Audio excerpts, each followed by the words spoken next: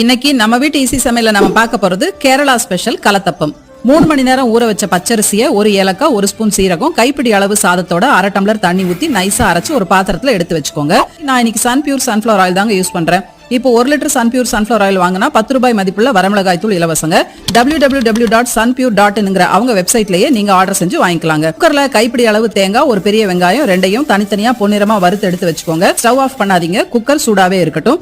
1 tumbler வெல்லத்தை 1/2 tumbler தண்ணி ஊத்தி வெல்லம் கரைஞ்சு நல்லா கொதிக்கும் போது கொதிக்க அரைச்சு வச்ச அரிசி கலவையில ஊத்தி உடனே கரண்டியால கலந்துட்டு 1/4 டீஸ்பூன் ஆப்ப சோடா சேர்த்துட்டு வறுத்து வச்ச வெங்காயம் தேங்காயையும் கலந்து சூடா இருக்கிற குக்கர்ல ஊத்திடுங்க. டைரக்டா குக்கர் ரொம்ப நேரம் ஸ்டவ்ல இருந்தா அடி பிடிக்குங்கிறதுனால இன்னொரு பர்னர்ல வச்சு நல்லா சூடான தோசை தவாவை ஸ்டவ் மேல வச்சு குக்கரை அது மேல வச்சிடுங்க. ஸ்டவ்வை சிம்ல வச்சு 10 நிமிஷம் விசில் போடாம வேக விட்டு எடுத்தா கேரளா ஸ்பெஷல் கலத்தப்பம் ரெடி. பிரமாதங்க, சூப்பரா இருக்கு.